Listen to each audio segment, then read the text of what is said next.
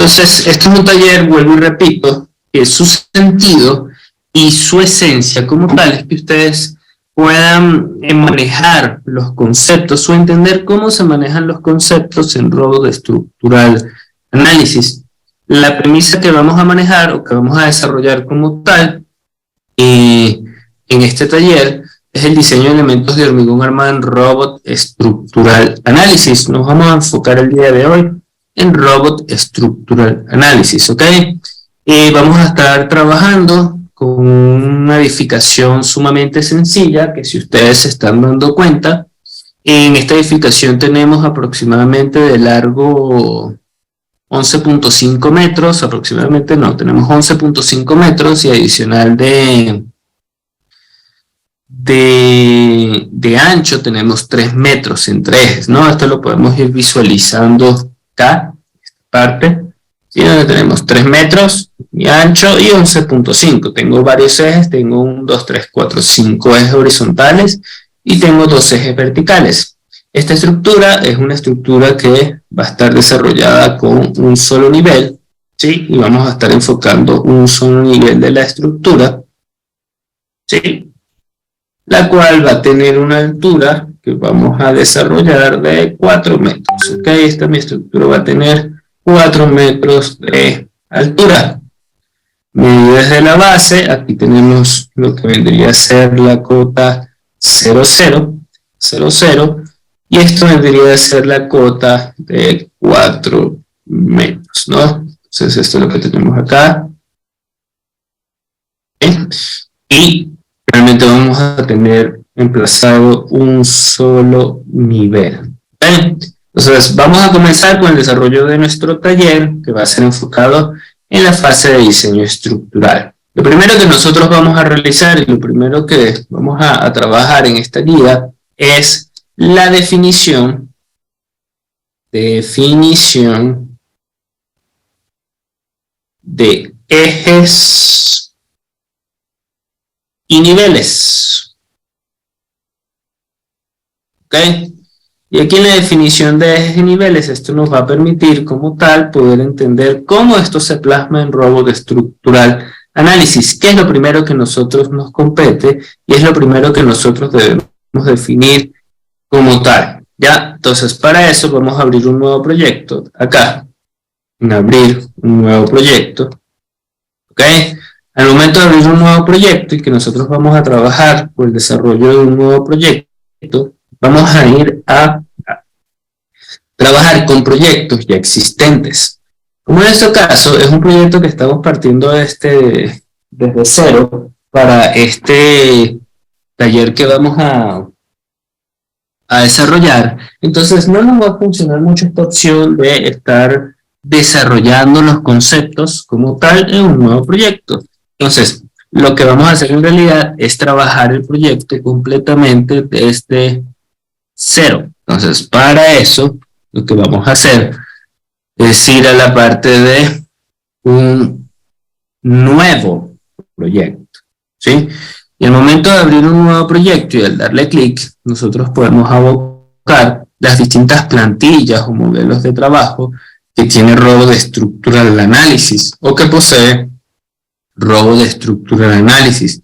Plantillas que van desde edificaciones, metrados de carga, naves industriales, tanques, celosías espaciales, diseño de alineamientos, pórticos 2D, losas nervadas, celosías en 2 dimensiones, elementos volumétricos, como pueden ser de represas, sólidos en revolución, paredes o muros, detallado de refuerzo de acero, conexiones, diseño de secciones y pórticos paramétricos. Es decir, tengo una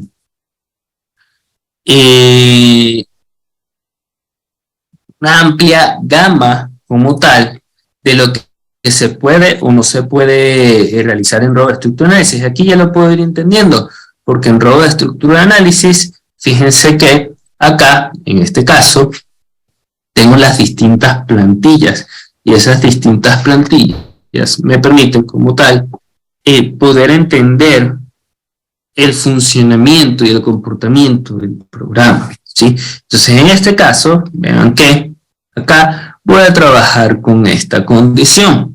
Voy a seleccionar esta plantilla de edificación. ¿Por qué la plantilla de edificación? Porque como tal, si ustedes se dan cuenta, la estructuración que tiene mi problema planteado, mi estructura planteada, es de un solo nivel. Si tenemos varios pórticos, ¿no? Tenemos varios pórticos que se van a ir desarrollando, pero tenemos la configuración aporticada. ¿Qué significa aporticada? Tenemos columnas, vigas, y como tal, esto está unido por losas, ¿okay? O, en realidad, estas losas vienen a trabajar con el concepto de un diafragma. Por lo tanto, voy a utilizar esta plantilla. Al utilizar esta plantilla de nuestro modelo que vamos a desarrollar, nos permite como tal incorporar la condición de poder yo definir los ejes y niveles. Recuerden que la definición de los ejes y niveles, su función principal como tal, es referenciar los elementos estructurales. Referenciar elementos estructurales. Y que al momento de referenciar estos elementos estructurales, yo sea capaz de poder entender o poder comprender como tal la disposición estructural que vamos a realizar en nuestro diseño o que vayamos a realizar en nuestro diseño. ¿Okay? Entonces, dicho esto, yo siempre voy a trabajar a partir de bosquejos, planos, para yo poder referenciar los elementos estructurales. Yo voy a tener planos, que viene a ser el diseño conceptual, o bosquejos que me permiten referenciar como tal. Ojo, me permiten referenciar como tal. Sigo omitiendo acá a los participantes, me dan un segundo. Que me permiten referenciar como tal mis elementos estructurales para poderlo desarrollar como tal en mi proyecto, ¿sí? Dicho esto, aquí ya yo tengo la referencia. Obviamente, para simplificar lo que es los pasos en el taller, ya yo tengo acá referenciado los distintos ejes, ¿ok? Fíjense que rápidamente yo me puedo dar cuenta que ya yo tengo referenciado dos ejes verticales, el eje A, el eje B, y tengo referenciado como tal 5 ejes horizontales. Esto es lo primero que yo voy a plasmar. Cuando yo voy a robo de estructura de análisis, lo primero que tengo que hacer es ir plasmando cada uno de los pasos, para ir entendiendo el proceso y el desarrollo estructural que compete a este proyecto, ¿sí? O que compete a cualquier proyecto que vayamos a desarrollar. Entonces, en este caso, siempre prueba de estructura de análisis para definir los ejes, lo vamos a hacer en una proyección. Prueba de estructura de análisis realmente trabaja con dos pestañas o dos viñetas, una de vista, que es manejo 3D, y una de proyección, que es manejo 2D. La pestaña de vista como tal, fíjense que yo voy a encontrar una referencia espacial, y ahorita vamos a visualizar claramente. Y la pestaña de proyección me referencia como tal una visual en 2 dimensiones. En las 2 dimensiones es mucho más práctico, mucho más sencillo poder plasmar lo que son mis ejes verticales y los distintos ejes horizontales que están planteados, ¿ok? Entonces, en esta proyección, nosotros vamos a ir a las líneas de construcción, para lo que se definen los ejes, que yo estoy definiendo como ejes, y le voy a dar clic. Al momento de darle clic como tal, fíjense que yo voy a tener lo que son los sistemas de coordenadas. Voy a tener los sistemas de coordenadas en X y voy a tener los sistemas de coordenadas en Y, ¿ok? Entonces, sistemas de coordenadas en X y sistemas de coordenadas en Y me van a permitir poder colocar los ejes o poder plasmar los ejes verticales y los ejes horizontales. Por lo tanto, vean acá que yo siempre tengo que entender que en Robot Structure Analysis vamos a partir con este sistema cartesiano. X van a ser las abscisas, Y van a ser las ordenadas. Entonces, si yo estoy hablando de ejes en dirección X o ejes para el sistema coordenada X, van a ser los ejes verticales, los perpendiculares. Mientras cuando yo estoy hablando de la dirección Y, me voy a estar enfocando en los ejes perpendiculares u horizontales. ¿Ok? Que estoy pintando acá de color rojo. De color azul, perdón. Entonces, para entender esto, yo voy a necesitar entonces los espaciamientos o las separaciones, tanto en el sentido de los ejes verticales, separaciones de ejes verticales, así como las separaciones de los ejes horizontales, ¿ok? Entonces, ¿esto cómo funciona? Fíjense que aquí ya yo tengo planteado. Mi numeración son ejes A, B, y la numeración de los ejes horizontales es 1, 2, 3, 4 y 5. La diferencia entre uno y el otro, y por qué trabajamos con identificaciones distintas, es para facilitar el proceso de entendimiento y comprensión del diseño estructural, así como la comprensión de los planos, y luego generar o facilitar la fase constructiva, ¿no? Al momento de referenciar de un eje, por ejemplo, de un elemento de columna, es mucho más fácil referenciar el eje A5, que referenciar un eje AA, ¿no? Es muchísimo más fácil. Entonces, por eso trabajamos con identificaciones tanto en un sentido alfabéticas y en el otro sentido numéricas, ¿ya? O sea, acá en la posición 0, yo voy a trabajar con una numeración ABC, le doy a agregar, y fíjense que la separación es de 3 metros. Yo coloco acá 3, le doy a agregar y estoy definiendo mis primeros ejes verticales.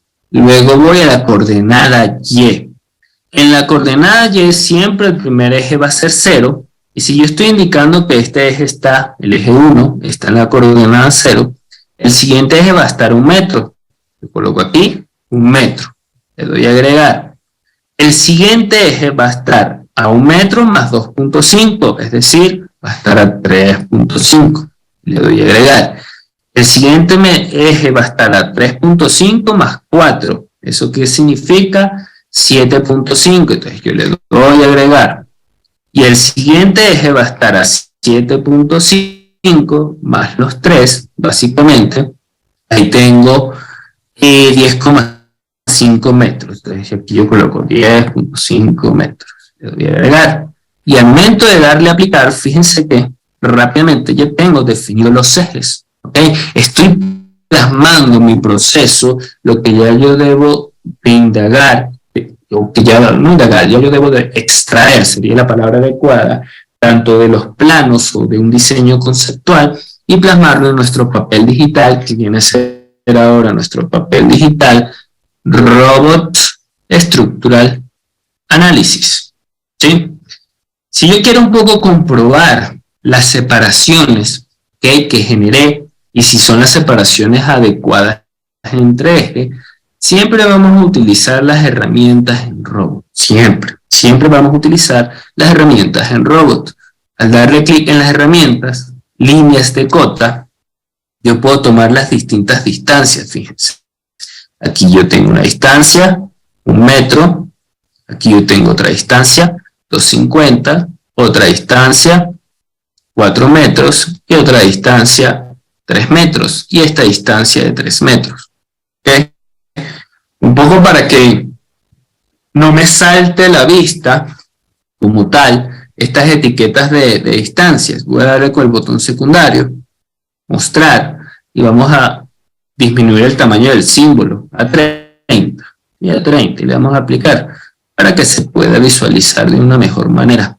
Vean, ahí ya tengo definidos los ejes, pero yo no únicamente voy a trabajar con la definición de ejes en planta, sino yo también tengo que entender que tengo que trabajar, ¿okay? Y referenciar mi estructura con respecto a los ejes o niveles como tal, que me va a indicar la profundidad de mi edificación. En este caso es sencillo porque tenemos una sola planta, ¿sí? Fíjense que aquí estoy yendo al 3D a una vista espacial. Lo bueno de ROVA de estructura de análisis es que mantiene la misma condición de un ViewCube, que es básicamente un cubo es el mismo cubo que se utiliza en AutoCAD, Revit y demás, que me permite ir a las distintas visuales o en realidad distintas perspectivas, ¿ya? En este caso tengo el ViewCube que yo voy a trabajar, con el cual yo voy a desarrollar, y fíjense que acá yo necesito una altura referenciada de 4 metros, ¿sí? Necesito definir mi nivel. Recuerden que nosotros de esta estructura vamos a tener un solo, o vamos a estar trabajando con un solo nivel, ¿sí? Entonces, para trabajar con esta estructura, que es de un solo nivel, vamos a ir a estructura, plantas, y vamos a eliminar, ¿okay? Para no hacer trampa, y vamos a definir la planta. Primero yo voy a definir la base está en el 0,0, en nuestro caso va a estar en el 0,0, o sea, va a estar una cota 0, va a estar una cota 0,0, y lo que es el primer nivel va a estar una cota de 4 metros, ¿sí? Entonces acá yo voy a colocar 4 metros y le voy a dar a agregar. Le doy a aplicar y ahí voy a tener definida la altura. Fíjense, la base en 0 y la planta 1 en 4 metros. Esto, cuando yo estoy en una proyección, una vista 2D, yo siempre me voy ubicando a las distintas alturas de los niveles, y por eso es tan importante poder definir niveles, porque el momento de yo poder definir niveles como tal, me va a permitir, ¿sí?, poder ubicarme acá y acá, desde una vista en planta, una perspectiva en planta, ¿sí? Y por eso lo estamos visualizando de esta manera. Me va a permitir ahora referenciar los elementos. Vean que un poco sin modelar todavía lo que son los elementos columnas, y luego los elementos columnas, vamos a modelar lo que son los elementos viga. Vean que acá voy teniendo una idea del tipo de estructura que nosotros vamos a desarrollar. Vean, el tipo de estructura que nosotros vamos, no, aquí va a haber un volado, aquí no va esto. El tipo de estructura que nosotros vamos a desarrollar, ¿sí? Vean cómo yo voy armando el esqueleto principal o mi estructura porticada, donde acá yo tendría rápidamente una estructura. Y eso es lo que vamos a plasmar, ¿sí? Eso es lo que vamos a plasmar. Entonces, el segundo paso, luego que ya yo tengo definido el tema de mis ejes, el segundo paso que nosotros vamos a desarrollar o trabajar es la definición de secciones que se va a entender como los elementos barra. En ROVA de estructura de análisis, los elementos barra van a ser como tal, acá, van a ser como tal los elementos columnas y vigas. Así se define en ROVA estructural análisis como tal. Ojo, la clase está siendo grabada, ¿sí? Luego yo les comento al finalizar por dónde se comparte la clase, ¿ok? Entonces, ¿qué sucede? Yo tengo que inducir ahorita los datos de entrada, lo que se denomina datos de entrada, es decir, la forma geométrica de la sección, que la vamos a trabajar una sección cuadrada o rectangular, pero para ello yo necesito saber la base y necesito definir la altura, ¿ok? Vuelvo y repito, la base y la altura. Para hacer el proceso iterativo de estos datos de entrada hasta su diseño final de los elementos, mucho más eficiente, trabajamos con ciertos conceptos de prediseño en elementos de hormigón armado. ¿Sí? ¿Cuáles son esos conceptos de prediseño? Por ejemplo, en columnas, ¿sí? Yo puedo desarrollar para poder definir tanto la base, la altura o el área de mi columna, esta estimación o prediseño que viene a ser como tal, y aquí, voy a poner acá, donde vamos a tener el esfuerzo es igual a la carga entre el área. Si nosotros despejamos de acá, el área es igual, o el área de la columna es igual a la carga entre, y vamos a poner acá carga última, entre el esfuerzo. Esto es sencillo porque los elementos columnas, básicamente, como es una estimación, nosotros lo vamos a predimensionar a partir de esta carga. ¿Sí? La carga que le llegue a la columna. Para poder definir esa carga que le va a llegar a la columna, entonces nosotros vamos a desarrollar lo que es conceptos de área tributaria. Por ejemplo, solo voy a predimensionar una columna. Este proceso es el mismo para el resto de las columnas. Por ejemplo, voy a predimensionar esta columna, la más crítica, acá. ¿Sí? Esta columna, el área que tributa en dicha columna es esta. ¿Sí? Y vamos a trabajar con el concepto de área tributaria. ¿Sí? Donde, fíjense que acá, esto es 2 metros y esto que está acá es 1.5. Y acá esto es 1,5. Entonces, si yo quiero saber el área que tributa para la columna del eje A4, va a ser va a ser un área tributaria de 3.5 metros por 1.5, ¿no? Esto suma en total a 2 más 1.5, 3.5, y esto es 1.5. Entonces, yo voy a tener acá 3.5 metros por 1.5, me va a dar un área tributaria de 5,25 metros. Entonces, aquí ya yo estoy en metros cuadrados, ¿no? Aquí, el área que tributa para mi columna más crítica es 5,25 metros cuadrados. Pero adicional a esta columna va a estar cargada ¿cuántos niveles? En nuestro caso, en un caso sencillo, solo la estamos cargando a un nivel. Entonces aquí, número de niveles va a ser igual a 1. Y por último, también tengo que definir la carga distribuida de servicio, de carga muerta y de carga viva. En este caso, de manera estimada, para estructuras con uso de vivienda, podemos tomar 1000 kilogramos por metro cuadrado. ¿Sí? De manera estimada, de 1000 kilogramos por metro cuadrado. Entonces, ¿esto qué nos va a permitir? Que la carga última, fíjense rápidamente, sea igual al área tributaria por la carga de servicio por el número de niveles. Eso me va a dar 5,25, el número de niveles es igual a 1, por 1000. Esta columna va a estar cargando, en este caso, 5250 kilogramos. Entonces, ya tengo la carga, por lo tanto, ya puedo encontrar como tal el área de mi columna, porque el área de la columna va a ser a esos 5250 kilogramos divididos entre el esfuerzo del material.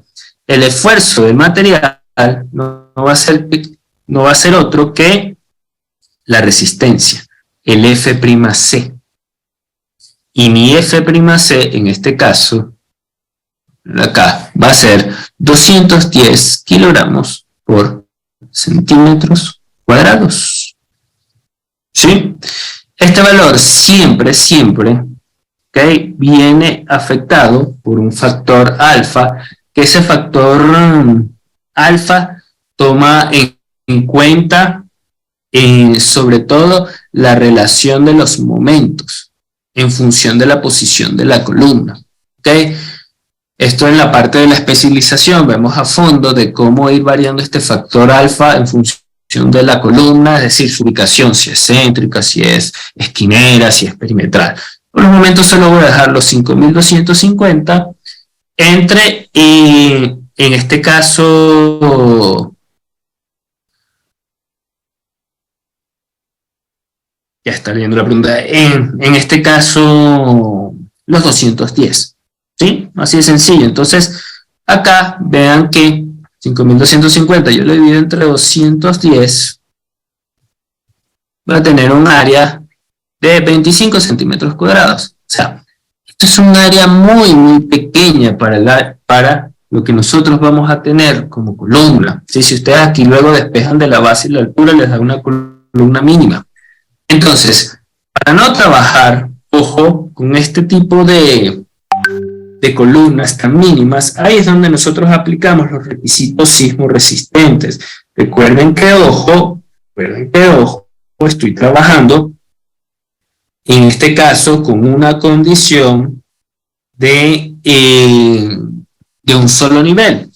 Pero, ¿qué pasa si yo debo realizar un diseño por requisito sismo resistente?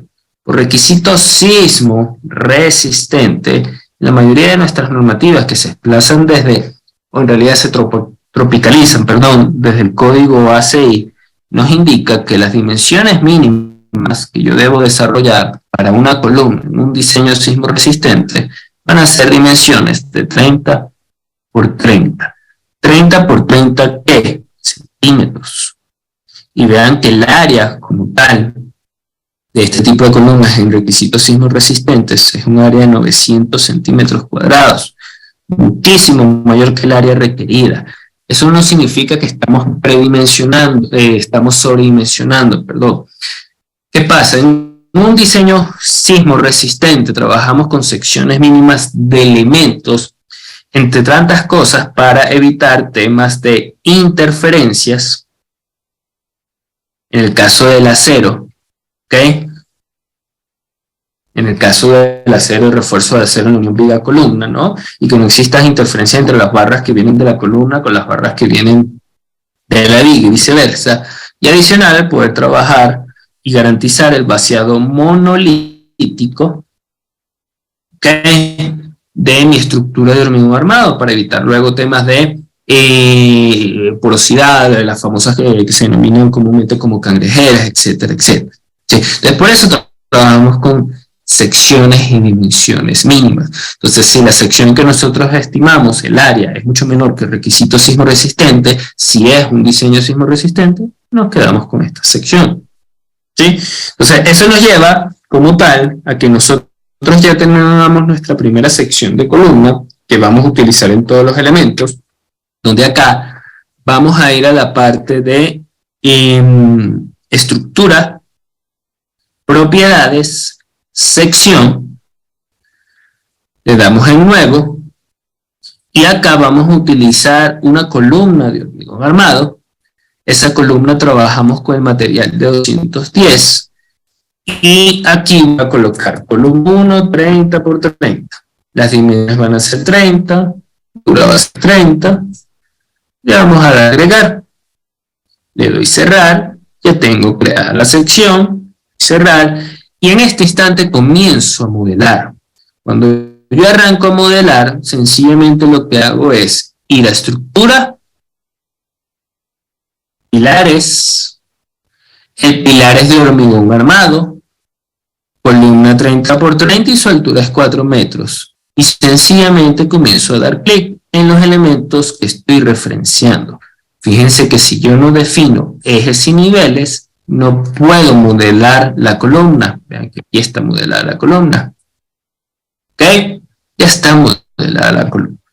O sea, acá hemos modelado, vean que siempre es primero el criterio, tener una idea de lo que vamos a hacer, y luego que tenemos la idea, vamos a modelar. Por lo tanto, ahora vamos a hacer el modelado de lo que viene a ser el concepto de prediseño de las vigas, que es mucho más sencillo. Ojo, estos solo son conceptos de prediseño, porque en el caso de vigas, se trabaja en función de la luz, ¿sí? La luz va a ser, por ejemplo, si yo tengo acá un pórtico, y esta es mi viga, la luz va a ser esto, ¿no? Lo conocemos como la luz o la viga, ¿ok? Para ser más estrictos es de cara de columna, pero para lo que estamos desarrollando, como es un concepto de prediseño, no funciona. ¿Qué pasa? Vamos a definir lo que es también la base y la altura. Entonces, en este caso, vamos a tomar la luz mayor como la más crítica, y la luz mayor que nosotros tenemos es de 4 metros, 4 metros, ¿ok? Entonces, si la luz mayor que yo tengo es de 4 metros, tomando como la condición más crítica como tal, existen estimaciones, vuelvo y repito, estimaciones que me van a indicar que es, yo puedo trabajar la luz entre 10 a L entre 12. Esto dependiendo por qué L entre 10, L entre 12 para determinar ¿qué? La altura. ¿Sí? Y va a depender mucho si yo voy a trabajar con L entre 10, si realmente el sismo es crítico, es decir, estoy trabajando condición de la representación de una amenaza del sismo considerable, como sucede con los sismos de diseño, o si la amenaza del sismo es baja. En mi caso voy a trabajar con una amenaza del sismo baja, en función del tipo de estructura, y por lo tanto voy a obtener que H va a ser el entre 12, es decir, los 4 metros que serían 400 entre 12, eso me da 33,33. Como no podemos trabajar con valores, con decimales al momento de poder plasmarlo, sobre todo en los planos y en la fase constructiva, voy a trabajar con una altura aquí de 35 centímetros. ¿Sí? Eso sería para las vigas en este sentido, ¿no? Sería para las vigas verticales, mientras que para las vigas en el sentido horizontal va a ser 300 entre 2, eso me da 25. Yo puedo trabajar acá con dos tipos de viga, ¿okay? Dos tipos de viga. Una viga 1, esto será para la viga 1, de 35 centímetros, y para la viga de la altura 2 va a ser de 25 centímetros. ¿Okay? Ahora, me hace falta la base. La base se puede trabajar de manera estimada de 1/3 de la altura a 1/2, con los mismos requisitos y condiciones. Pero también vamos a tener un requisito geométrico sismo resistente. Y el requisito geométrico sismo resistente, si yo voy a realizar un diseño por sismo, requisito sismo resistente, es que la base, como mínimo, tiene que ser de 25 centímetros. Por las condiciones anteriormente dadas, que expliqué para evitar temas de interferencia y para poder garantizar lo que es el vaciado monolítico. Entonces, básicamente, si ustedes dividen la altura H1 y H2 con estas dos condiciones, les va a dar mucho menor que los 25. Y por eso me quedo con los 25. Les voy a tener dos secciones ya creadas. Voy a tener una sección acá de viga 1 y viga 2 de 25 por 35 y acá de 25 por 25. Eso lo llevamos a plasmar ahora a Robot. ¿Cómo lo podemos plasmar en Robot? Sencillo. Es el mismo proceso que acabamos de hacer para modelar los elementos como tal de las columnas. ¿Qué hago? Voy acá a la vista, lo puedo modelar acá o en la proyección. De preferencia siempre para modelar en columnas, yo les sugiero, si van a trabajar con Robot Estructura de Análisis, lo hagan en una vista en 2 dimensiones. Entonces acá yo voy a ir a Estructura, Propiedades, Sección. Vamos a seleccionar aquí una nueva sección. La sección va a ser viga 1. Y la viga 1 va a ser de, a ver, se me olvidó, 25 por 35. La 1. 25 por 35. 22 centímetros en la base, 35 centímetros en la altura. Voy a agregar. Y luego voy a tener una viga 2, que va a ser de 25 por 25. Base y altura, ambos en 25. Y le doy cerrar. Y ahora yo puedo modelar como tal la viga. ¿Sí? Y para modelar la viga como tal, fíjense, voy a ir acá a lo que es vigas. Aquí, vigas. O si no, me voy a estructura y me voy a vigas. Selecciono viga de hormigón armado. Selecciono primero. Ay, y creo que no las vean. Acá. No las seleccioné. Disculpen. A ver acá. Y esto es lo interesante. Y esto para que si les llega a ocurrir es interesante. Vean que la viga, en robo de estructura de análisis, en el tipo de perfil, no le cambié la opción de columna. ¿Ok? No le cambié la opción de columna. Esto es importante y si les sucede, no se preocupen. En robo de estructura de análisis, para crear la sección, debo definir si es columna y viga. Y selecciono y es viga. ¿Sí? ¿Por qué sucede? Y explico rápidamente en robo de estructura de análisis. Haciendo un esquema. Cuando yo voy a definir secciones de hormigón armado, yo tengo que indicarle al programa si es columna o si es viga, más allá de que las secciones sean iguales dimensiones o la forma geométrica sea la misma. ¿Por qué sucede esto en hormigón armado? Porque las columnas nosotros las diseñamos principalmente, ambas se diseñan a corte, columnas y vigas, pero la columna se diseña flexo-compresión y la viga se diseña a flexión, ¿sí? Con sus esfuerzos principales. Eso quiere decir que cuando nosotros trabajamos con columnas, tenemos que desarrollar un concepto definido como diagrama de interacción. Y que en el diagrama de interacción yo obtengo las dimensiones del elemento o verifico las dimensiones y verifico el área de acero. Mientras que en el caso del diseño flexión, nosotros trabajamos con un concepto de envolvente para obtener no solo las dimensiones, sino adicionalmente obtener el área de acero, y el área de acero vamos a tener tanto acero positivo como acero negativo. Entonces, por ello, no me permite modelar una viga si lo definí la sección como una columna. ¿Okay? Y es importante que esto pasara para que pudieran comprender.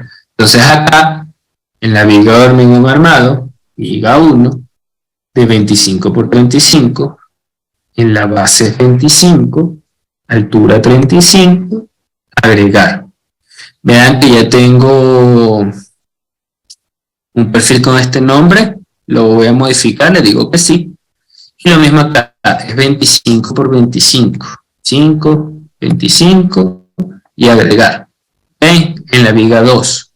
Entonces aquí, fíjense que cuando yo selecciono esta de 25 por 25, ya es viga.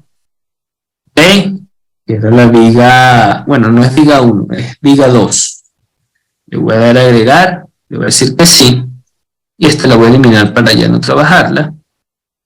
Entonces vean que la viga 1 ahora ya no es de columna, sino de viga. Y la viga 2 ya pertenece a viga. ¿Por qué? Por lo que acabo de explicar. ¿Sí? Ese es el sentido lógico. Entonces ahora cuando yo vaya a estructura, vigas, fíjense que aquí sí puedo modelar la sección de esta manera. ¿Sí? Vean que voy modelando. Ahora, aquí esto no era viga de 25 por 35, no pasa nada. No pasa nada, fíjense, aquí yo voy a modelar todas las vigas con una misma sección.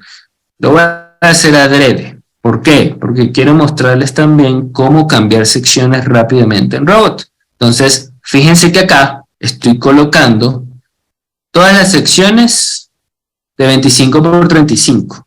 Todas las secciones acá de 25 por 35. ¿Ya? Hasta esta.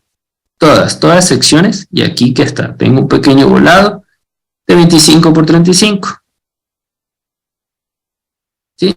Fíjense, todas las secciones de 25 por 35. ¿Ok?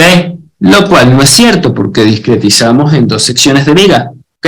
Discretizamos en dos secciones de viga. ¿Cómo yo puedo en Robot Estructura Análisis cambiar secciones de manera rápida? Fíjense, todas estas vigas horizontales, yo las voy a pasar a 25 por 25. Entonces yo voy a seleccionar todo, de derecha a izquierda, y voy a trabajar con el inspector de objetos, que es este inspector que tengo acá, que me indica todas las vigas seleccionadas y que yo puedo cambiar la sección. Es una barra de propiedades. Si ustedes han trabajado, por ejemplo, en AutoCAD, es algo muy similar, pero para propiedades en el sentido estructural. Yo tengo la viga 25 por 35 y selecciono ahora de 25 por 25. Y ahí tengo los elementos modificados. Vean que cuando voy a la vista y veo una forma volumétrica, aquí yo me puedo encontrar con esta condición. Y adicionalmente, por ejemplo, si yo quiero ver con un esquema de colores, yo puedo también realizarlo. Botón secundario, mostrar, designación por colores, que la leyenda de colores sea por colores, le doy a aplicar, y fíjense que aquí tengo los tres tipos de viga. Hay tres tipos de viga. ¿Ya? Esto no lo voy a trabajar en forma volumétrica, solo lo quiero referenciar para que se vea así, por colores, así como está, por esquema de colores. ¿Ya? Lo otro que yo tengo que condicionar, aparte de que yo tengo la definición ya de las secciones y el modelado, viene a ser el siguiente paso, que es las restricciones, condiciones o restricciones en la base. ¿No? Estamos en el paso número 2, bueno, vamos a ir al paso número 3, que viene a ser este. Paso número 3 viene a ser condiciones, y cuando yo digo condiciones son los apoyos o restricciones en la base.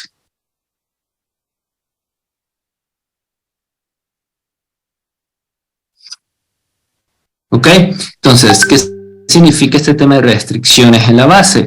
Cuando nosotros tenemos una estructura, recuerden que nuestra estructura, sí, es lo que nosotros estamos viendo desde la base hacia arriba, pero nuestra estructura, digamos, está dividida en dos. Tenemos la superestructura y tenemos también la infraestructura, que es el sistema de cimentaciones. ¿Sí? Que está dividida por la base, ¿no? Desde la base hacia arriba, superestructura, desde la base hacia abajo, tenemos la infraestructura, ¿ya? Entonces, en esta condición, y para yo poderle indicar esta condición al programa, vamos a tener principalmente en edificaciones, dos tipos de condiciones. Ojo, principalmente, no siempre. La condición empotrada,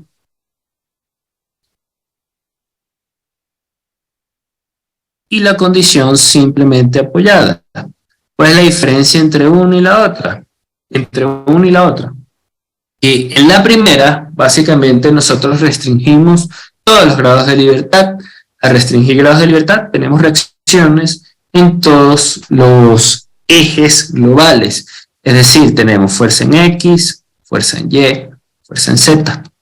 Y tenemos también, adicionalmente, momento en X, momento en Y y momento en Z, mientras que en el apoyo solo tenemos fuerzas, reacciones de fuerzas, porque solo restringimos la traslación. Mientras que acá, en la primera opción, restringimos traslación y rotación. Y aquí únicamente traslación. En el caso de estructuras de hormigón armado, de manera idealizada, nosotros trabajamos con el empotramiento perfecto, porque debemos garantizar un vaciado monolítico. Es decir, el vaciado monolítico significa que toda la estructura va a trabajar como un conjunto, tanto superestructura y como infraestructura, las cimentaciones. En ROA de estructura análisis, esta simbología que estamos viendo acá, estos símbolos aquí, se refieren o infieren como tal lo que son los apoyos, ¿sí?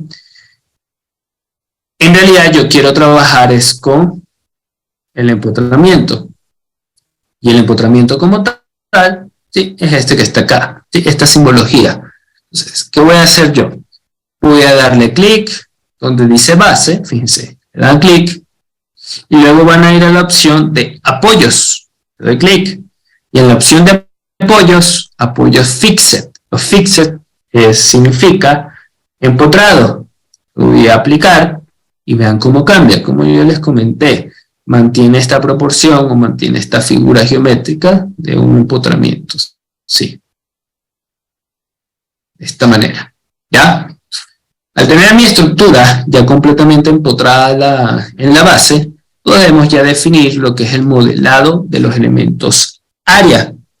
Voy a ir acá, nuestro paso número 4, y nuestro paso número 4 que tengo aquí, 4, vamos a definir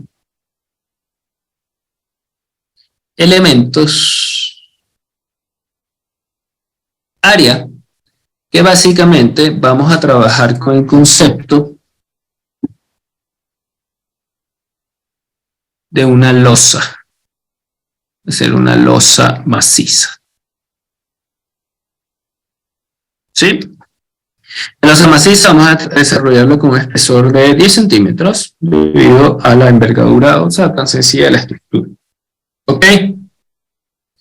Ahora, en realidad, lo que vamos a hacer, ojo, y mientras voy a hacer una pequeña pausa, ya nos quedan 40 minutos de desarrollo, ¿ok? Para que ustedes se queden hasta el final.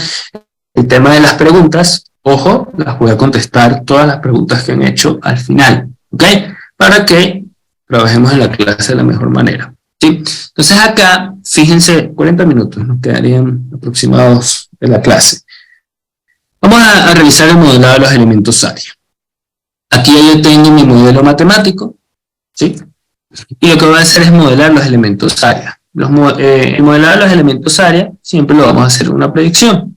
Pero primero tenemos que definir la losa, el tipo de losa. Y esto lo vamos a hacer acá como tipo de losa, como espesor. Lo puedo desarrollar acá o lo puedo desarrollar acá en estructura, propiedades, espesor. Cualquiera de los dos caminos es completamente válido.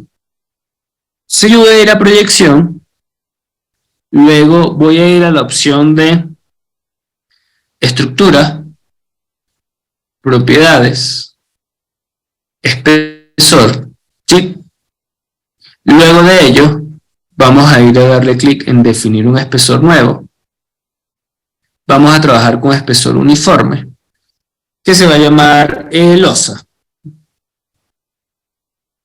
La losa tendrá un espesor de 0.10, es decir, un espesor de 10 centímetros.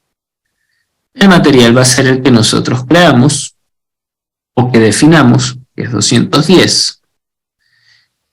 Y luego vamos a modelar. Para el proceso de modelado, vamos a ir a estructura, plantas. Acá vamos a trabajar con el espesor ya indicado, que es el espesor de la losa de 10. ¿Sí? Entonces, con este espesor de la losa de 10, en realidad vamos a trabajar con un modelo lámina. Acá esto ya lo explicamos en la especialización en los tipos de modelo, que es sustancial, importante y sobre todo en análisis dinámico. Y vamos a realizar el modelo. Le voy a dar en rectángulo, le voy a dar acá, y vamos a ir modelando, vean, un punto, otro punto, cierro. Primer paño de losa, un punto, otro punto, cierro.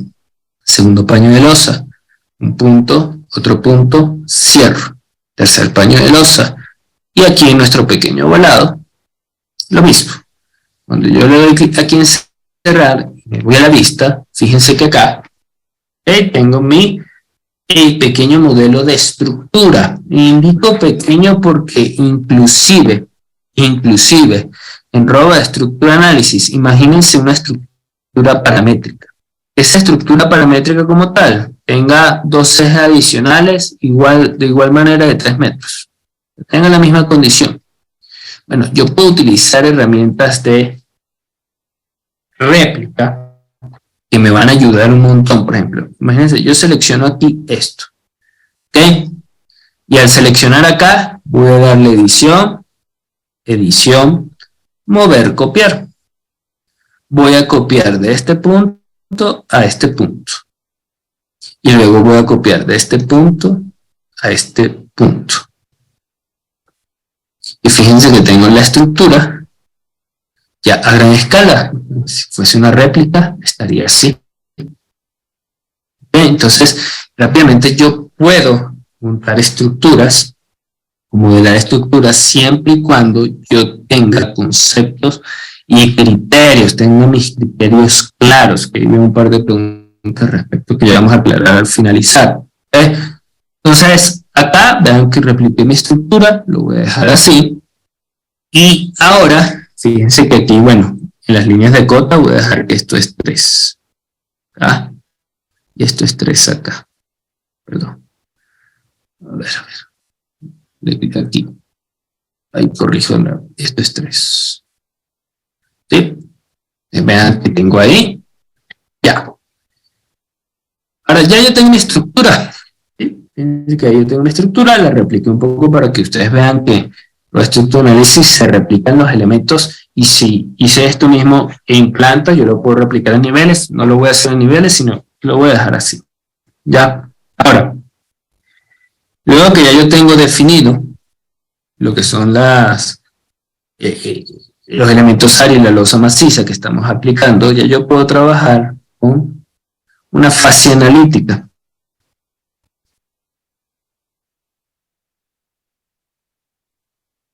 ¿A qué se refiere esta fase analítica? Nosotros ya tenemos nuestro modelo matemático, ¿sí?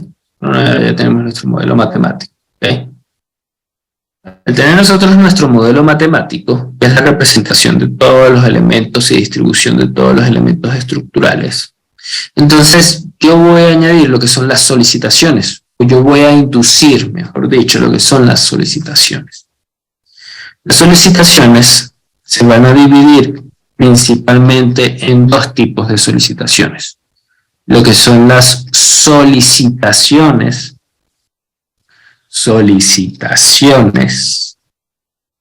gravitatorias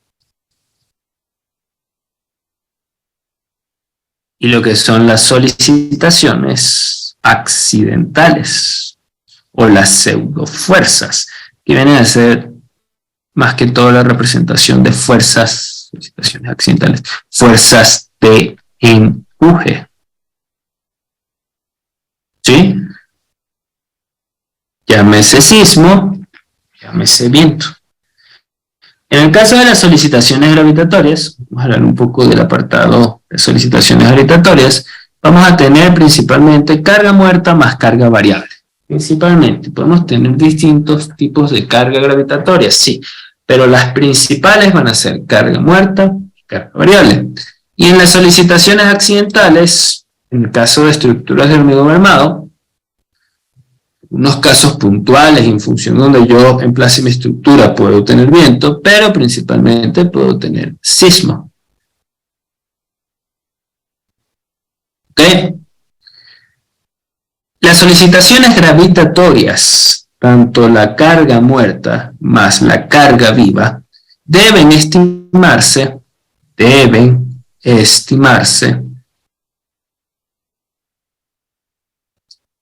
de manera adecuada en función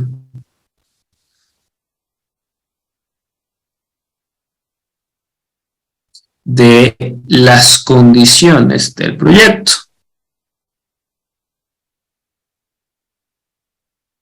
¿A qué me refiero con esto? Por ejemplo, si yo voy a tener una carga que va a ser los acabados de piso.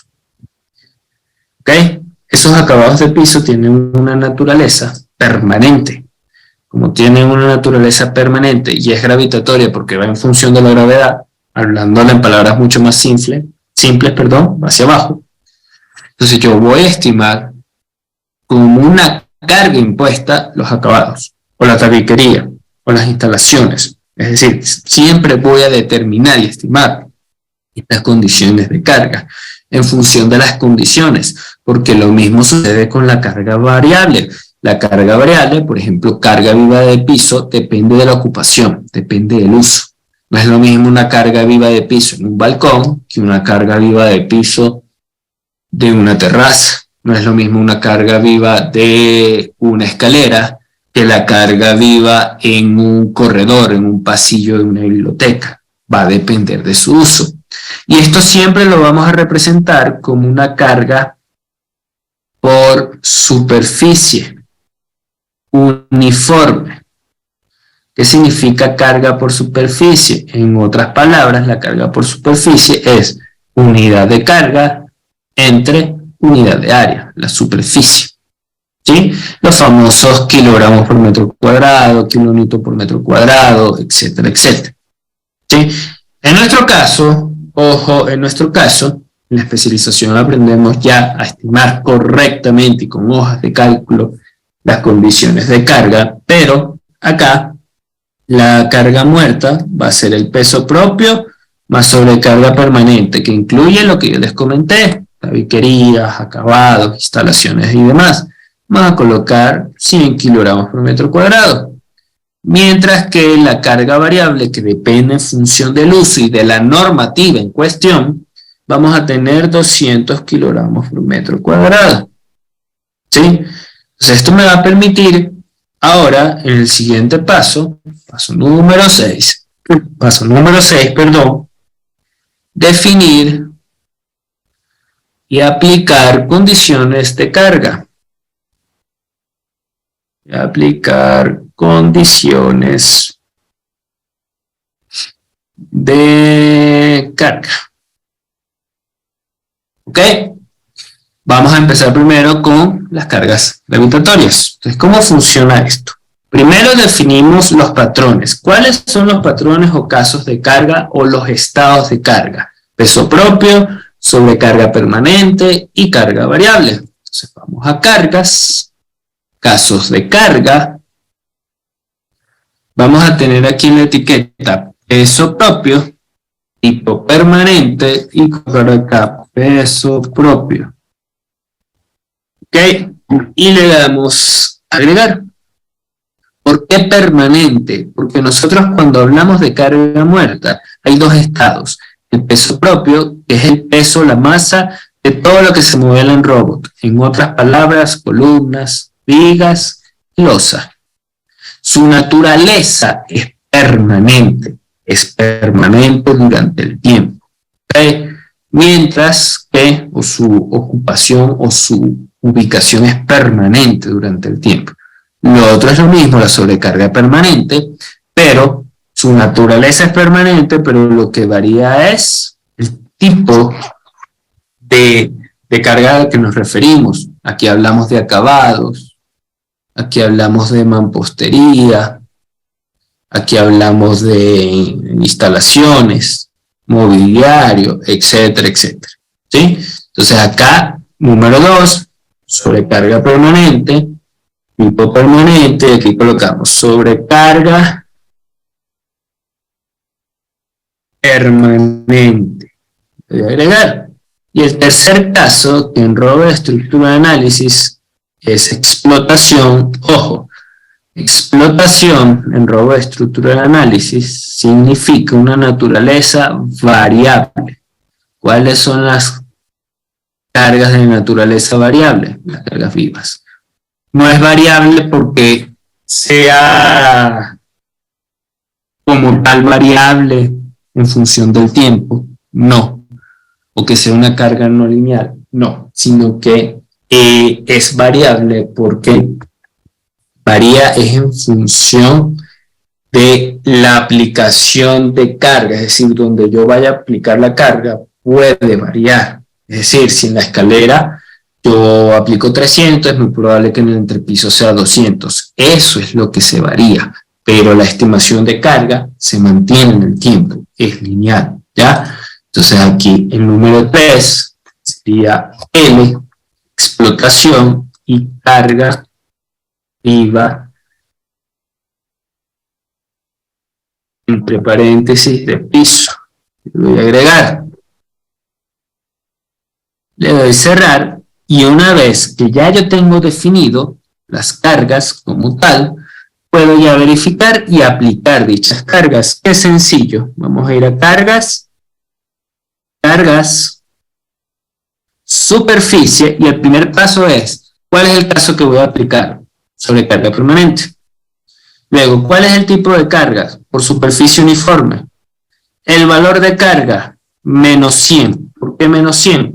Porque los ejes globales de Rho de estructura de análisis, el valor Z que nos induce el sentido o es paralelo a las cargas gravitatorias es positivo hacia arriba.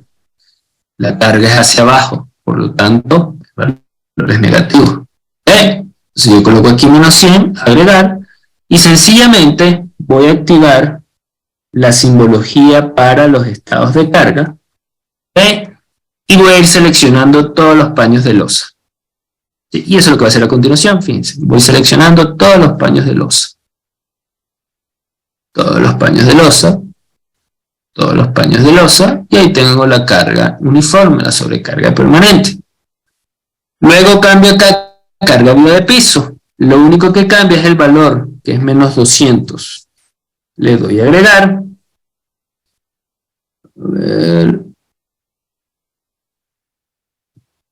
A ver, no me deja crear acá.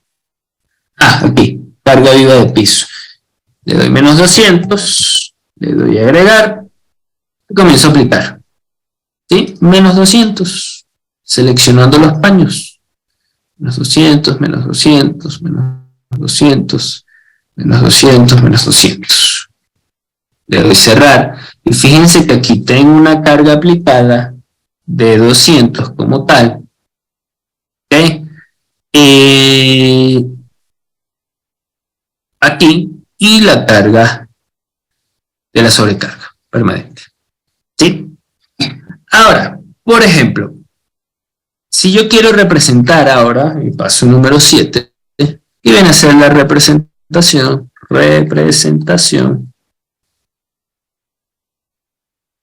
del sismo. Para la representación del sismo, nosotros vamos a trabajar como tal, aquí, con espectros de diseño. En los espectros de diseño, fíjense que nosotros representamos el sismo. ¿Ok? Cuando nosotros representamos el sismo, vamos a tener lo siguiente, así, ¿no? Aquí vamos a tener las aceleraciones, y aquí vamos a tener los periodos. Obviamente acá, lo que voy a hacer a continuación es muy resumido, para que ustedes se lleven una esencia, una idea de cómo se representa el sismo, porque en realidad aquí tenemos las fuerzas del sismo dinámicas, o obtenemos las fuerzas del sismo dinámica. Aquí se genera del sismo dinámica un montón de aditamentos, como son el tema de un análisis modal espectral que debe hacerse, cómo se compara con la fuerza del sismo estático, etcétera, etcétera, etcétera, pero principalmente les muestro cómo representar el sismo de manera dinámica. Para ello, vamos a ir a los análisis, tipo de análisis, y en el tipo de análisis vamos a crear un nuevo análisis. Ese nuevo análisis, primero vamos a partir de un modal, y le doy OK, y luego del modal, OK, vamos a partir del espectral. la representación de la amenaza del sismo. Para la representación de la amenaza del sismo, yo tengo que ejemplificar el lugar donde yo voy a emplazar mi estructura. En este caso va a ser Quito, Ecuador. ¿Por qué el lugar? Porque en función del lugar voy a tener la amenaza del sismo y las condiciones de placas tectónicas, condiciones tectónicas, mejor dicho, las condiciones del suelo, la amenaza de mi mapa sísmico, etcétera, etcétera, etcétera, para yo poder generar mi espectro de respuesta. ¿Sí? Entonces acá voy a darle OK y vamos a definir el espectro. Para el espectro vamos a colocar aquí un nombre del espectro, puede ser Quito. ¿Okay? Y ese espectro de Quito que nosotros vamos a generar con un porcentaje de amortiguamiento del 5, en el eje de las abscisas tengo el periodo y en el eje de las ordenadas tengo aceleración. Pues cambié aquí aceleración. Lo voy a agregar y luego voy a ir a los puntos para abrir una gráfica que previamente se configura. Esta gráfica la explicamos en la especialización y todos los conceptos y criterios, pero para que se lleven una idea de cómo se visualizaría, sería de la siguiente manera. Déjenme buscar acá. Vamos a tener aquí el espectro Quito, y voy a seleccionar este. Voy a abrir. ¿Ok? Y vean que aquí tengo la representación del sismo, del espectro. Luego le doy en cerrar. Luego le indico la definición de excentricidad, que vamos a tener un 5% en ambas direcciones. Y luego le indico que vamos a trabajar tanto la dirección X, Y, Z no lo vamos a tomar en cuenta. Y en X vamos a tener 9,81 y en Y vamos a tener 9,81. ¿Por qué 9,81 y 9,81? Porque los espectros de respuesta se trabajan con aceleraciones normalizadas.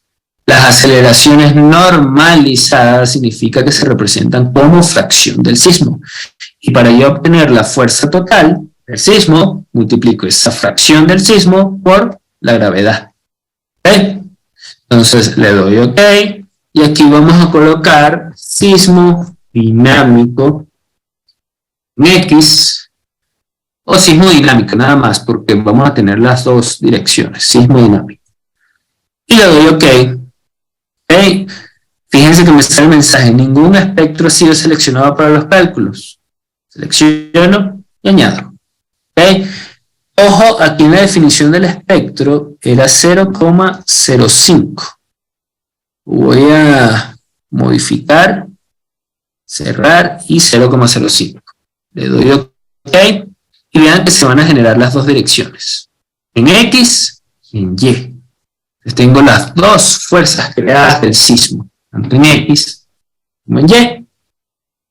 ¿Okay? Entonces, ya estamos en la etapa final para un poco entender cómo se visualizan resultados en robot, cómo interpretarlos, ver algunas deformaciones que se generan en un robot y rápidamente entrar a un módulo de diseño para que entiendan cómo diseña Robot Structure Analysis.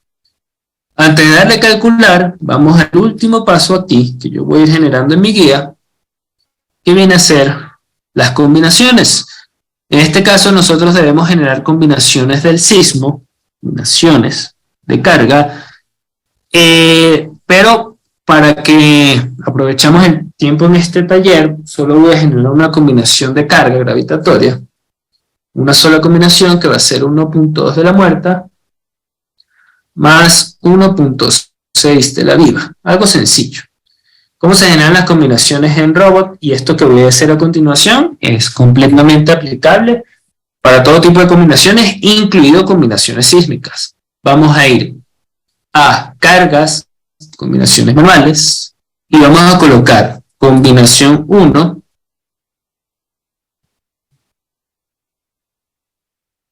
.2 de la muerta más 1.6 de la viva, doy OK, y voy a seleccionar peso propio y sobrecarga permanente, 1.2, debe añadir, y carga viva de piso, 1.6, le doy a añadir. Le doy a aplicar. ¿Sí? Ahí tengo la combinación creada. Entonces acá ya yo puedo ir al paso 9. ¿Okay? En este paso número 9, básicamente, ya yo puedo intuir que son los distintos requisitos sismoresistentes. Ya aquí este es el gran meollo de lo que nosotros aprendemos en la especialización. ¿Okay? Pero, por ejemplo, les voy a mostrar sismoresistentes. Les voy a mostrar cómo lo muestra el robo de estructura análisis para el concepto de derivas. Recuerden que básicamente el concepto de derivas me indica el máximo grado de inclinación que puede tener mi estructura sin ocasionar el daño de los elementos no estructurales, ¿sí? Entonces, vamos a conseguir la deformación de la estructura y encontrar la deriva del piso 1. En las distintas normativas, distintas normativas, la deriva de piso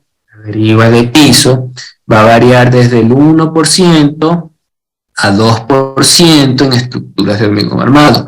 No voy a trabajar ahorita con una normativa en específico, pero es un valor adicional que se mantiene entre el 1 y el 2%. Veamos cuánto nos da a nosotros. ¿Okay? Entonces, voy a correr el modelo, la parte superior, calcular.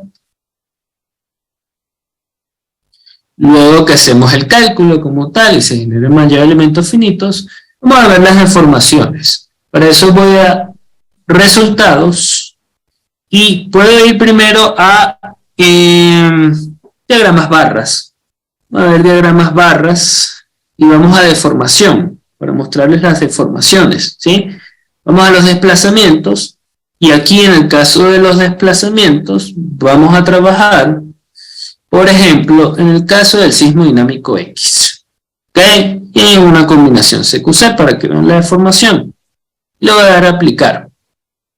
¿Sí? Entonces, déjenme colocar aquí de nuevo. Deformación. Le voy a dar a aplicar. Entonces, vean acá que yo puedo visualizar la deformación que tiene mi estructura en sentido X. Inclusive, la puedo animar, ¿no? Puedo colocar acá imágenes por segundo, unas 2 imágenes, nada más, y darle iniciar, y fíjense cómo se va a verificar la deformación. Vean cómo se verifica la deformación. ¿Ya? Esta es la deformación en sentido X. También yo puedo visualizar la deformación, a parar, en el otro sentido, y vamos a cambiar el sentido Y. ¿Sí? Y exactamente lo mismo, es congruente. Yo le doy a iniciar y vean que visualizo el sentido de la deformación. Aparte de la deformación, yo puedo encontrar todos los desplazamientos. Aquí en los parámetros, darle texto o fichas, darle aplicar y puedo encontrar los desplazamientos. Pero vamos a encontrar rápidamente la deriva de piso, un requisito sismoresistente necesario que debo trabajar sí o sí. Y el requisito de las derivas, voy a ir a resultados, diagramas para edificios, y fíjense que acá ya yo puedo encontrar en deformaciones coeficiente de desplazamiento relativo, esto es lo que se denomina deriva. ¿Ok? Entonces aquí la deriva, primero en sentido Y, le damos a aplicar, vean que me sale 0,00, no pasa nada, vamos a cambiar aquí en las preferencias del programa, que en las unidades adimensionales, que son estas, trabajé con bastantes decimales, ¿sí? Y vean que ahí tengo 0,00060, ¿sí? Por lo general, estos valores que tenemos aquí debemos multiplicar, cuando nosotros definimos la deriva de piso, no por lo general, el requisito normativo de deriva es multiplicar la deriva que tenemos acá por el coeficiente de reducción de respuesta. Digamos que aquí si tuviéramos un coeficiente de reducción de respuesta 6, 7, 8, dependiendo de las condiciones del criterio del tipo de estructura, yo pudiera agarrar y multiplicar esto, 0.060 por 6, tomemos un R igual 6, y por 100, Para llevarlo a porcentaje, fíjense que tengo un 0,36%. Eso en sentido Y. Ahora, vamos en el sentido X. Voy a seleccionar acá, para el sentido X. Voy a poner acá un X y le voy a dar a aplicar. Y vean que en el sentido X, que sería así, tengo exactamente lo mismo. 0.00067 por 6 por el 100%. 0,40%. Entonces vean que la deriva, tanto en X como en Y, aquí es 0,40 y aquí es 0,36%. En estos casos, es decir, los rangos es menor que el 1%. La deriva cumple. ¿Okay? Son verificaciones que vamos a ir aprendiendo en la especialización, obviamente mucho más a fondo, explicando todo el concepto de deriva y demás, pero para mostrarles la parte práctica. ¿Ya? Voy a quitar las derivas. ¿Okay? Ahora, si yo quisiera revisar un análisis modal, también lo puedo obtener del programa, aquí en la opción de resultados, avanzado, modos propios, ¿ok? Y en los modos propios, perdón, ¿y dónde no era? Resultados, avanzado, modos propios, ¿ok? Entonces acá, fíjense que para un análisis modal, básicamente yo puedo verificar el periodo de la estructura, que está en 0,23, y adicionalmente del periodo de la estructura puedo verificar los porcentajes de participación de masa. En este caso son translacionales. Por lo tanto, al momento de un evento sísmico, la estructura se va a comportar translacionalmente, tanto en X como en Y, lo cual es excelente para nuestro desarrollo sismoresistente o para nuestro diseño sismoresistente. Cuando nosotros verificamos esto, y créeme que uno de los fundamentos más sustanciales del análisis modal, vamos a ir a la parte de diseño. ¿Sí? En la parte de diseño, y voy a trabajar diseño de elementos de hormigón armado.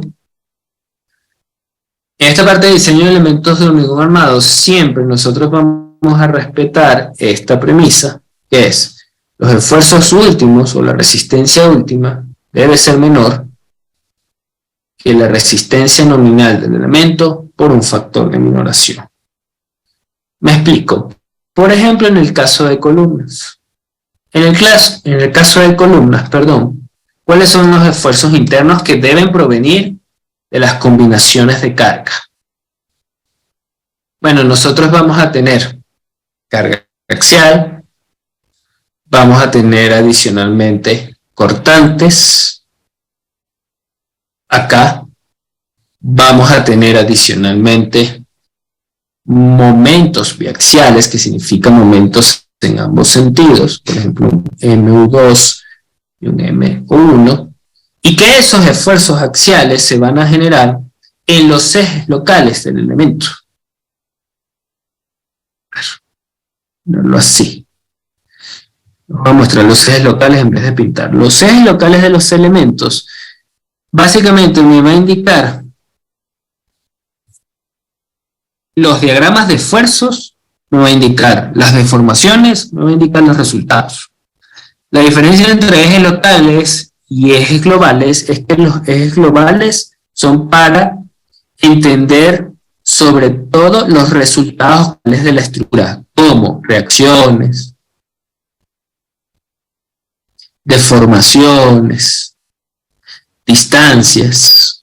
Ahí trabajamos con la condición de ejes globales, mientras los ejes locales se enfocan en los esfuerzos internos. Por ejemplo, poder visualizar de una manera correcta, acá en resultados, diagramas barras, los momentos MY, ¿sí? Y para una combinación que generamos, le damos a aplicar.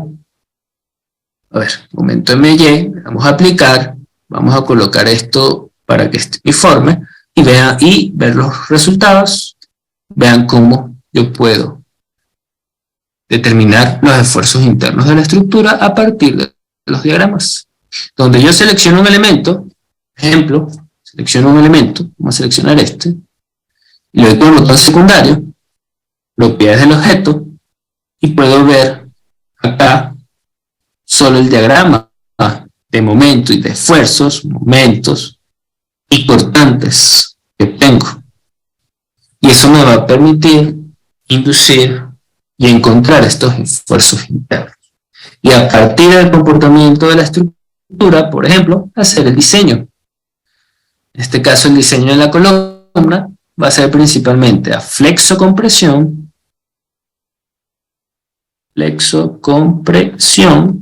y corte. Pero, ¿cómo puedo hacer esto en Robot Structural Analysis? Para eso, Robot Structural Analysis, que es donde se diferencia y se potencia, cuando lo comparamos con otros programas, tiene un módulo de diseño de elementos de hormigón armado. Y les enseño para que vean. Voy a ocultar acá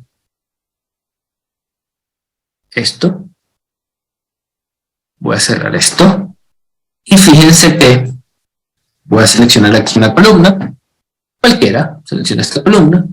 Y esta columna que la seleccioné, voy a ir a la opción dimensionamiento, refuerzo proporcionado de elementos de hormigón armado. Le doy clic.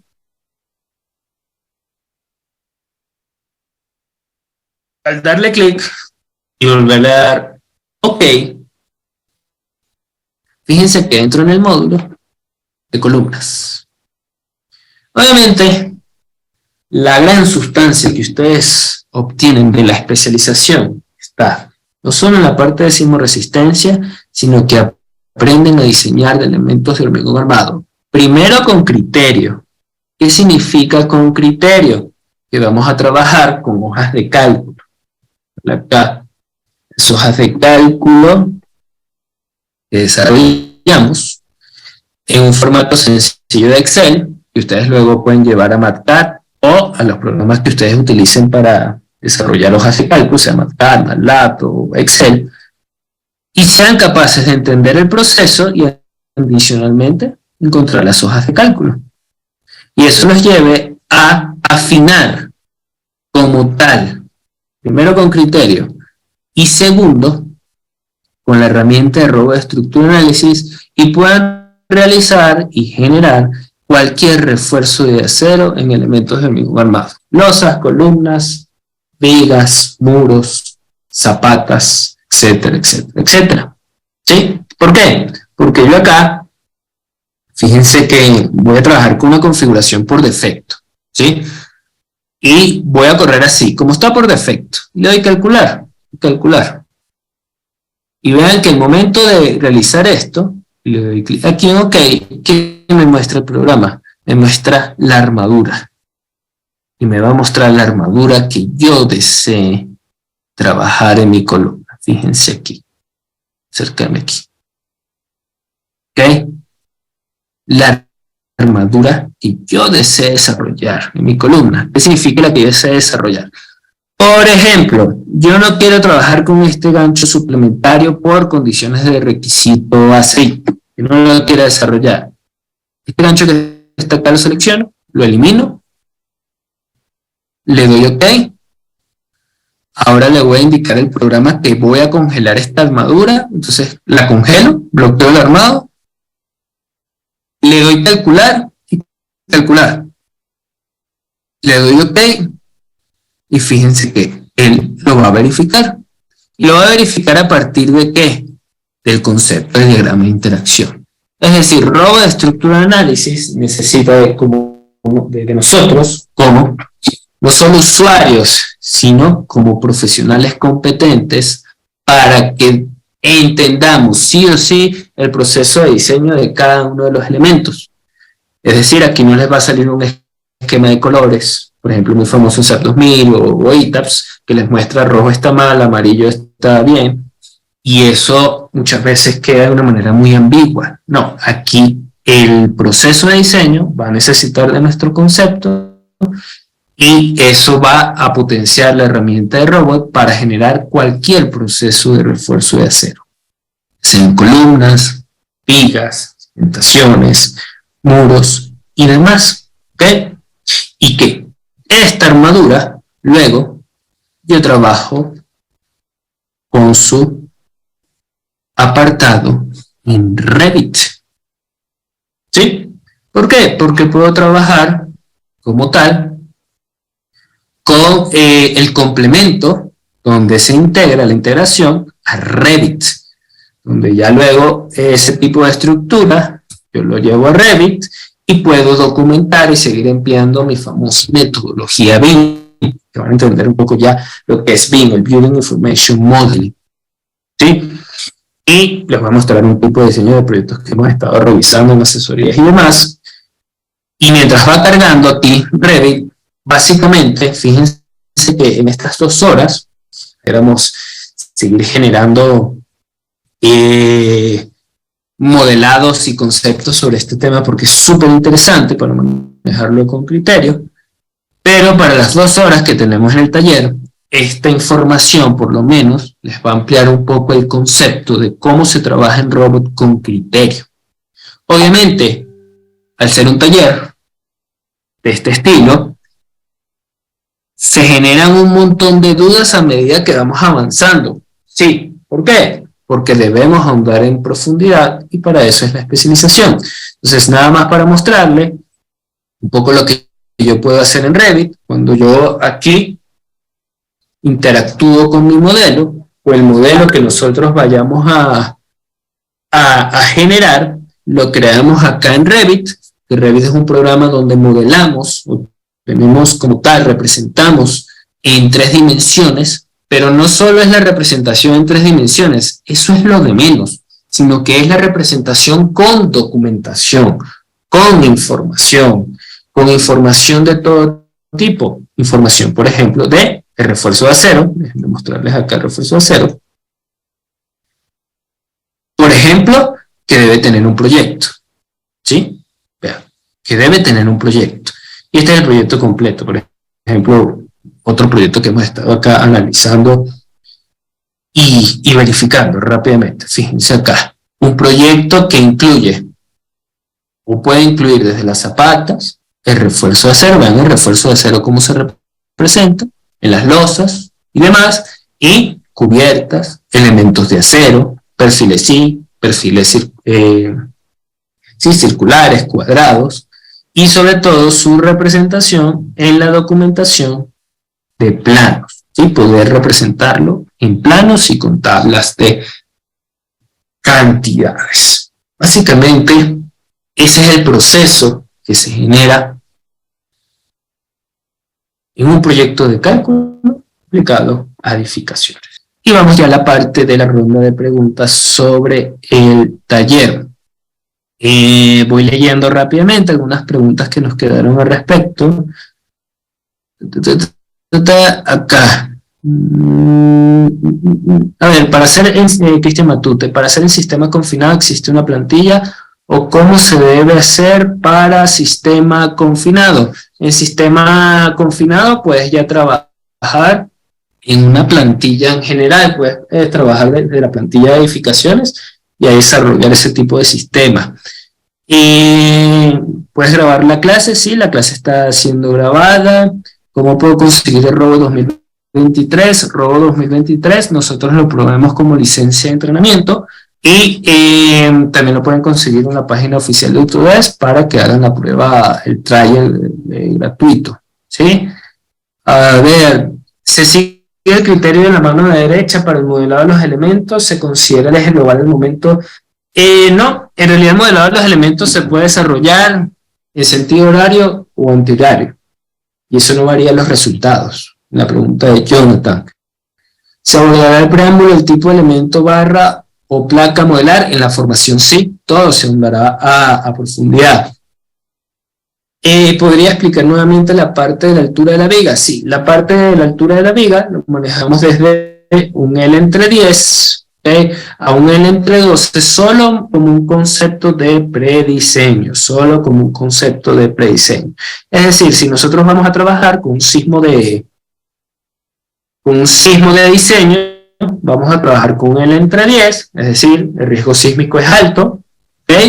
Es un riesgo sísmico alto, y por lo tanto vamos a tomar la luz de la viga más crítica, le dimos entre 10, y eso nos da la altura. ¿Ok? Sigo leyendo las preguntas. ¿El predimensionado de las vigas se refiere a la relación? Sí, solo a la relación. El entre 10 y el entre 12, bueno, ya lo acabo de comentar. Para calcular la altura de la viga, y ojo, es solo un criterio predimensionado, significa que estamos diseñando la viga. No, eso lo vemos en la parte de diseño.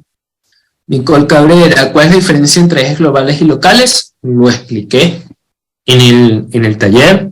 En ejes globales básicamente indicamos solo dimensiones o reacciones en la base, ¿okay? O deformaciones que podamos tener, y en los ejes locales verificamos esfuerzos, y lo expliqué en el modelado.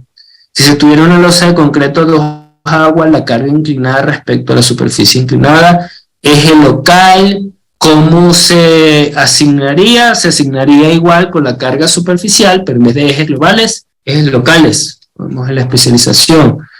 La losa es necesaria crearla paño a paño, debe crearse paño a paño para discretizar las fuerzas. Si no se crea paño a paño, no se discretizan las fuerzas.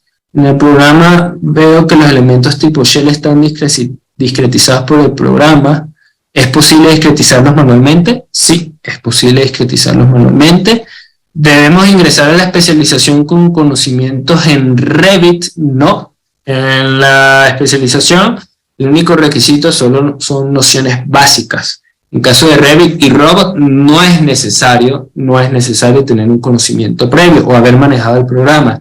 En realidad, el bono adicional es que nosotros, al momento de que ustedes ingresan por las 24 horas, se les comparte, en este caso, una guía de 3 clases, tanto con apuntes como clases, en total son 9 horas, donde explica en realidad cómo funciona la herramienta de Robot, y ya les da una noción al momento que desarrollamos ya los proyectos, ¿no? El valor de la carga para el prediseño de las columnas, ¿dónde se sacó? No se debería tomar en cuenta antes de calcular. No, es solo un prediseño estimado. Estimado, ¿por qué? Porque no sabes todavía las dimensiones ni de la columna, ni de la viga, ni de la losa. Entonces, para el tema de un uso residencial se puede tomar estimado, 1000 kilogramos por metro cuadrado, y luego se afina en el diseño. Lo vemos en la especialización.